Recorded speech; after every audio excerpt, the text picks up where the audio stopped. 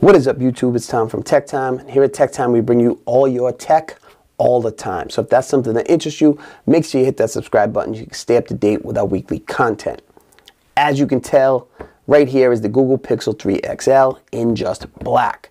I wasn't going to bring the Google Pixel 3 or 3 XL into the channel this year until later on when I could have got it for a really good deal. But I just so happened to come across somebody that had a killer deal on this, so I decided to give it a go. I definitely was not excited by this phone from the leaks that we seen, and then they had their keynote and unveiling, and we got exactly what had been leaked.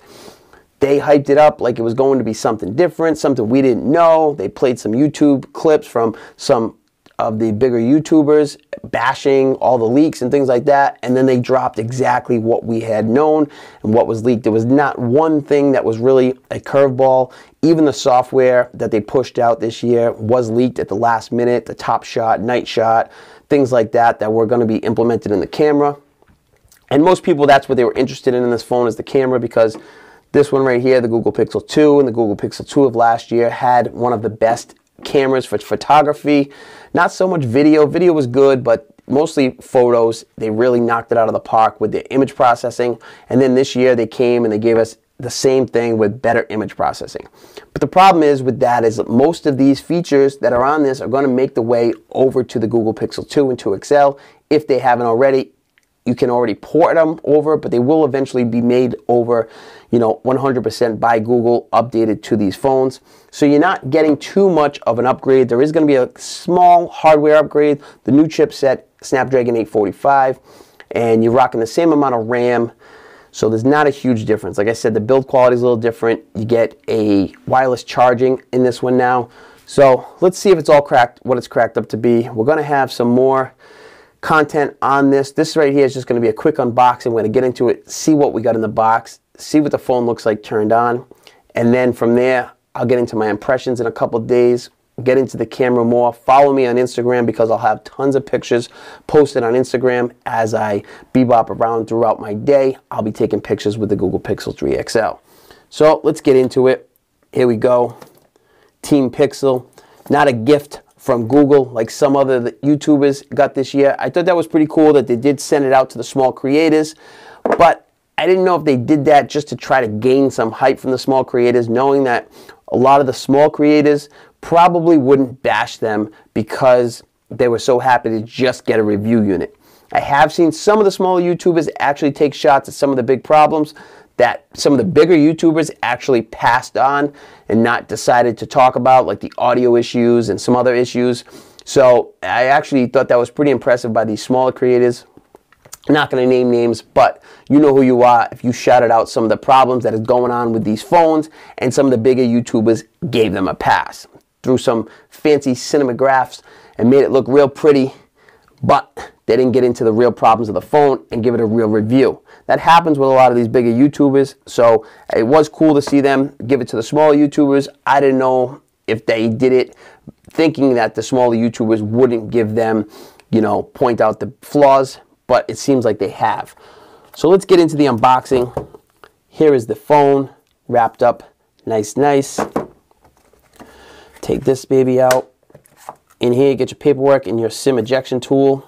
What do we got in here? These are the earbuds, they're Google Buds. So it shows you how to set them up right there. And they are USB Type-C. These are supposed to be pretty nice. I'll have to test those out. I'm not, huge on these USB Type-C, taking the headphone jack out and then, giving us other things. But at least they gave you something in the box. They did give you a dongle. You don't get that with Apple, for all the money you're spending with them. You don't get that. You do get a USB Type-C to USB-A right there. So that's nice. You can convert a lot of stuff. You can actually use that for other things too, plugging in different microphones and such. You get a USB Type-C to Type-C, and then you get your charging dongle in the box. Like I said, this phone does have wireless charging this year, but I've seen some reports that you will not get fast wireless charging unless you're using the Pixel stand. that they sell, which is pretty bullshit if you ask me, because if you're going to pretty much break a feature just so you can sell your own product, I don't like that. That's, to me, what Apple did when they did the AirPods, the Bluetooth AirPods. They got rid of the headphone jack and tried to push on their own little AirPods. You know, I'm not a big one for that. So let's pop this plastic off. Boom. There we go. In all its notched glory staring at me right there. That beautiful little smiley face. How are ya? God damn, that's a big notch. I've seen some of the bigger YouTubers say you get over it and you get used to it real fast. And then I've also heard them say that the Mate 20 Pro shouldn't have had a notch in it. But even the Mate 20 Pro at least has some type of facial recognition stuff going on with the notch. This one just has dual cameras and a speaker. And they don't implement the notch the way, from what I've seen, the way they should. I like the way LG implements it. They call it their second screen, and it actually is a second screen. It's just really a notification bar up at the top, and when you play YouTube videos and you expand it, it doesn't cut into the notch, so you're just getting your regular squared off screen. I like that personally. I like that style a little bit better. This right here is just deep, and it's just not that good looking. So let's get into it. We'll start it out. I'm gonna set this baby up, get some stuff going on it, and then we'll be back to check it out. But look at the build quality. You get the soft touch glass this year. Still gets fingerprints on it. Not too bad. Glass up at the top. It does feel nice. It's a nice size, 6.4 inches, but they're lying about the size because it's diagonal to diagonal. You're losing space with that big ass notch.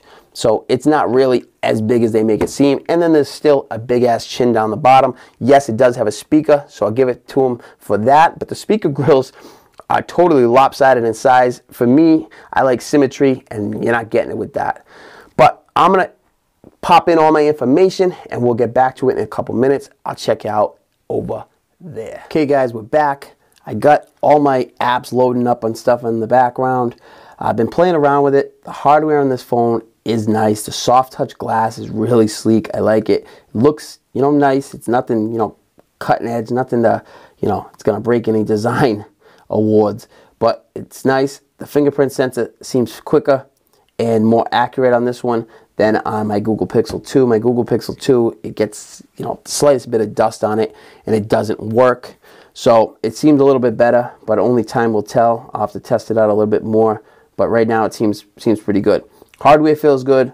The phone feels nice in the hand. It's heavy. It's got a nice feel to it. It's got a premium feel. The notch, it is what it is. It's big. It does bother me.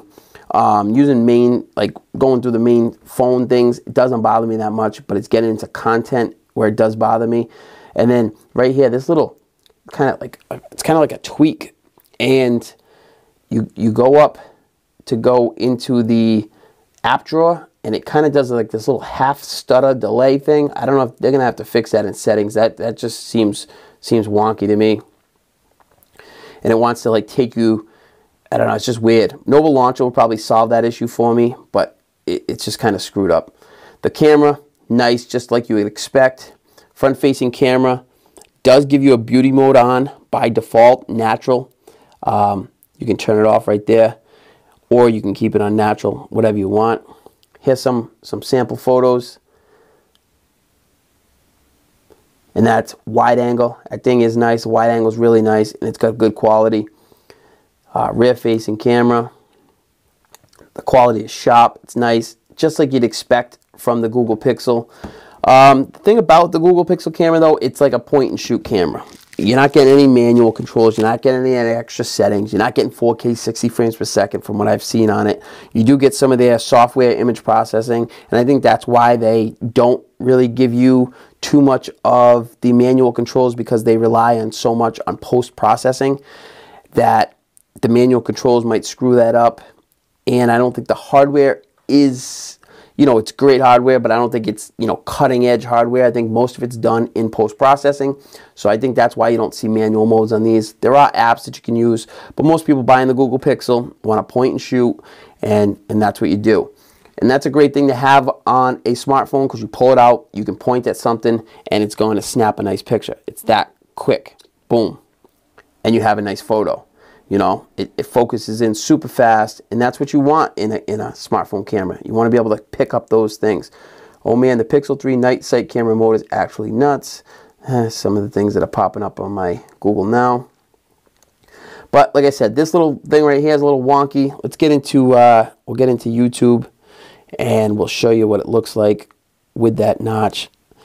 Background play is on. Yeah, we don't need that. We got Zach Talks Tech. We'll watch one of his videos quick. Having a good day. As you guys probably know, this coming Friday, October 26th, is iPhone XR release day. I have a red one coming here. I have a blue one coming here. I have a yellow one coming here. That notch is disgusting. Look how much it cuts out when you zoom in.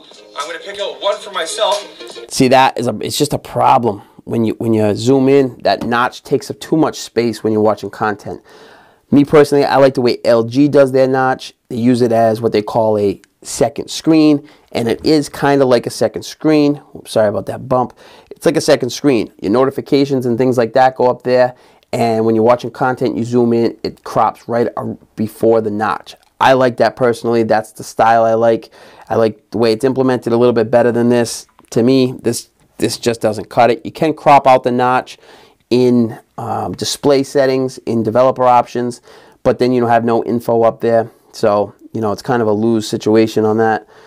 I don't know. Some people say they get used to it. We'll see what happens. Overall, though, I like it. It runs smooth. It's what you expect for a $900 phone. It's premium feeling, but we'll see. We'll go forward with it. I want to see the audio issues recording video, see how if that's on mine. I haven't had too much issues with blue shift, a little bit of it, but that doesn't really bother me all that much. Some people really go crazy about blue shift. I do have a little bit of it, not too much. I think the screen is actually really nice on this thing. Blue shift, like I said, doesn't bother me too much. But what I did notice is auto rotate is like, whoa. You barely turn the phone and it's like rotating like crazy. I don't have that issue on my Google Pixel 2. If I'm on something, it doesn't rotate like so fast. I don't know, it just seems like it auto rotates so much on this thing. I had it like just tilted on the thing early and it was just rotating. So who knows, maybe I'll get used to it. I'll see if that changes. I might have a new Android update that I might have to do on here that could do some bug fixes. We'll see. I'm still just getting into the basics of it, setting it up, getting it ready. So next time you see me will be in a couple days. Check out my Instagram because I'll have videos and some pictures dropping on this thing. Whatever I see that I think makes a good picture, I'll be taking it with this and I'll be posting it on Instagram. So make sure you go check me out. The link is in the description for Instagram. And that's it, guys. First impression on the Google Pixel 3 XL. If you guys are interested in this content right here on this smartphone or any other smartphone that I review on my channel, make sure you hit that subscribe button so you can stay up to date with all the content. Always dropping content every single week. Till the next time, guys, I'll catch you later. Peace.